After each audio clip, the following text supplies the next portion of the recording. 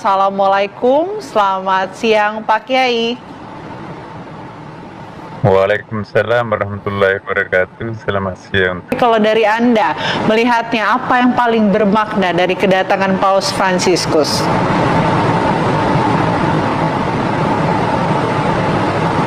Saya kira semuanya plong. Tidak ada formalitas, tidak ada beban.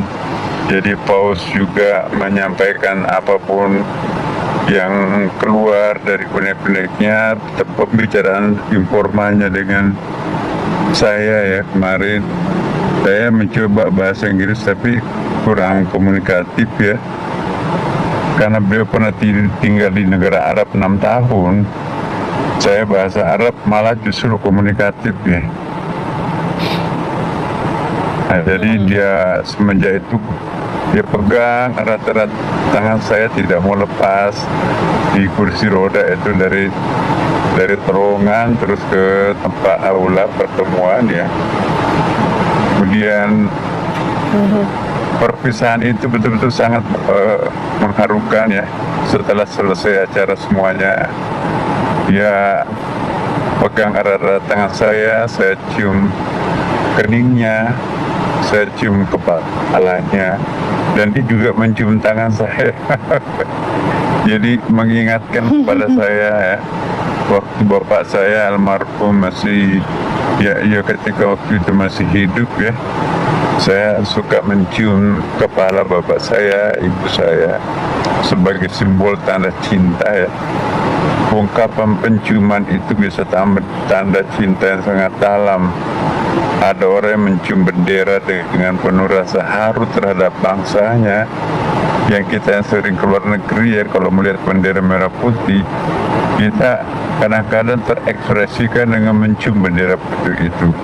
Merah putih itu kan simbol kecintaan kita kepada negeri kita. Mencium kepala orang tua ya, itu ya, simbol kecintaan yang sangat luhur. Dan juga mencium tangan itu juga sama saya kira ya. Jadi itu tidak ada yang direkayasa dan tidak ada. Saya juga baru sadar kalau apa yang terjadi di media itu seperti itu ya. Nah, kemudian perpisahan itu terasa sangat berat rasanya ya. Sehingga saya perhatikan pembicaraan Paus di Istiqlal itu selalu bicara tentang, kalau dalam Islam itu lebih kepada sofistik ya, tasawuf ya. Apa makna spiritualnya lorong tunnel itu, apa makna spiritualnya. Dia banyak mengomentari tentang tunnel itu, bahwa itu bukan hanya lorong yang menghubungkan dua rumah ibadah, tapi juga sebuah lorong yang menghubungkan antara hati yang satu dengan hati yang lain. Itu kan dalam sekali maknanya tuh ya. Segala sesuatu yang keluar dari lubuk hati yang paling dalam itu pasti akan diterima dalam lubuk hati yang dalam di tempat. Baik, oke. Pak Kiai, kalau kita lihat kan tadi sudah cerita juga bahwa sempat mencium kening dari Paus, kemudian Paus membalas dengan ciuman tangan gitu ke tangan Kiai ya. Kalau kita lihat atau dari Pak Kiai sendiri dengan adanya kunjungan Paus ke Indonesia ini, sebenarnya apa yang ingin ditunjukkan begitu, ataupun makna apa begitu atas kunjungan dari Paus ke Indonesia, kemudian mengunjungi Masjid Istiqlal, ke lorong juga lorong silaturahmi begitu ya? Ya, yang paling penting adalah mengokohkan Bhinneka Tunggal Ika ya. Ini kita buktikan bahwa meskipun kita berbeda agama, keyakinan, kepercayaan, budaya, etnik, tetapi Indonesia mempertontonkan sebuah keunikan, keutuhan, kesatuan. Ya, itulah Indonesia. Benar-benar perbedaan itu adalah rahmat. Benar-benar perbedaan itu adalah sesuatu yang sangat indah ya. Perbedaan itu adalah lukisan Tuhan. maka itu sebagai lukisan Tuhan jangan ada yang menodai lukisan itu, sebab itu adalah lukisan Tuhan itu sendiri. Kita bisa berbeda, tetapi tidak mesti perbedaan itu ditanggapi dengan sebuah konflik. Justru perbedaan itu akan menambah warna. Ya, misalnya sebagus apapun tulisan yang dibingkai oleh emas, ya bingkainya emas tapi tulisannya jelek, atau kain putih yang dibingkai emas, itu nggak ada artinya apa-apa. Yang penting tulisan ini, lukisan ini sangat indah, jangan ada yang merusak, menodai, sebab Indonesia ini adalah lukisan Tuhan yang sangat indah, dan itu perlu kita rawat dan kita perlu pelihara, dan biarkanlah orang luar menonton ini Indonesia adalah sebuah lukisan Tuhan yang sangat indah. Oke. Pada saat pertemuan dengan Paus Fransiskus, Pak Kiai, kemarin ini ada nggak spesifik topik yang kemudian dibahas begitu? Karena kami dengar juga ada pembahasan soal kemanusiaan juga yang ikut dibahas, Pak Kiai. Ya, memang ini kan sudah 1 bulan lebih kita rumuskan redaksinya sampai kepada kesepakatan seperti itu ya. Karena kita tidak ingin tumpang tindih dengan apa yang pernah ditandatangani oleh Paus dengan Grand Sheikh di Abu Dhabi. Nah, kita ini lebih implementatif ya, karena persoalan yang paling aktual sekarang ini adalah persoalan kemanusiaan di Palestina dengan Ukraina. Jadi dehumanisasi ini kita tonjolkan sebagai PR umat beragama. Bagaimana caranya supaya kita semuanya ya atas nama apapun itu tidak ada tempatnya dalam agama. Yang kedua juga adalah masalah lingkungan. Nah, jumlah kematian karena lingkungan yang rusak jauh lebih besar daripada peperangan itu sendiri. Kita belum sampai 50.000 orang di 2 negara yang berkonflik ini meninggal, tetapi dalam sebuah data yang kita baca ya, ternyata kerusakan lingkungan ini 1 juta orang. Maka bahasa agama kita harus gunakan untuk menyadarkan orang agar lingkungan ini diselamatkan, dipelihara, dirawat. Lingkungan hidup ini adalah tempat kita untuk beribadah, tempat kita untuk menjadi khalifah. Kalau tempat ini rusak, berarti kita juga tidak bisa menjadi mengamalkan kapasitas kita sebagai hamba dan kita sebagai khalifah. Jadi saya sebagai seorang Muslim itu hal yang wajar saja, karena kita diajarkan bagaimana kita toleransi sesama agama. Tidak ada hal-hal negatif lain yang harus kita keluarkan dari mulut kita. Apalagi saya sebagai karyawan Masjid Istiqlal, saya udah terbiasa dengan tamu-tamu negara.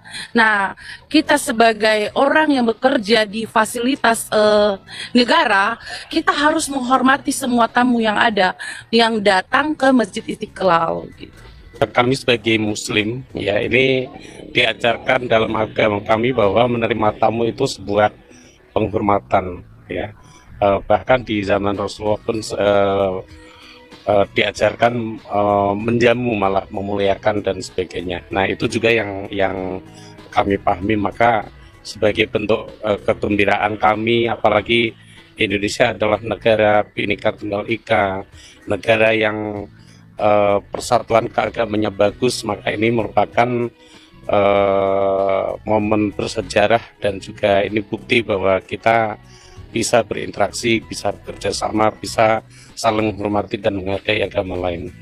Ya, saya mendapatkan informasi ini beberapa hari yang lalu, bahkan seminggu sebelumnya, bahwa nanti Paus Fransiskus ini akan hadir ke Masjid Istiqlal di halaman Istiqlal Jakarta dalam rangka perdamaian.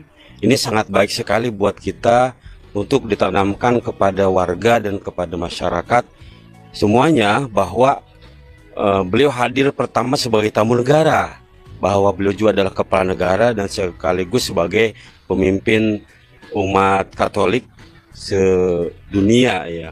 Sehingga kita menyampaikan bahwa di sini antara Masjid Istiqlal kemudian dengan katedral dan berbagai kalangan, tidak hanya Muslim tapi juga ada berbagai agama yang sekarang sedang hadir di halaman Masjid Istiqlal Jakarta untuk melaksanakan bagaimana bahwa perdamaian itu perlu, sehingga kita semuanya di dunia itu selalu menyuarakan perdamaian, sehingga nanti pada warga baik anak-anak dan semuanya itu bisa menjadikan ini sebagai contoh dan referensi bahwa kita semuanya berdampingan gitu, bahwa kita juga memiliki toleransi, bahwa tamu itu harus kita hormati sesuai dengan ajaran Rasulullah, bahwa ketika tamu datang kepada kita maka kita harus menghargai. Maka dari itu saya dari Pondok Gede langsung ke sini untuk menyaksikan dan menyambut beliau dari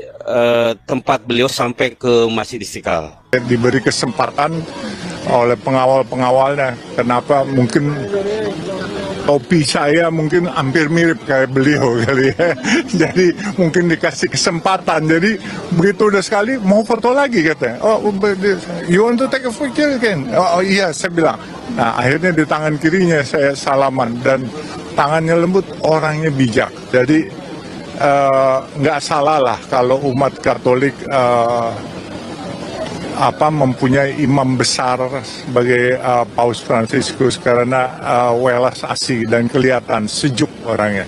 Jadi kita harapkan imam besar di Indonesia yang Muslim juga bisa mengambil kebaikan-kebaikan dari Paus Fransiskus.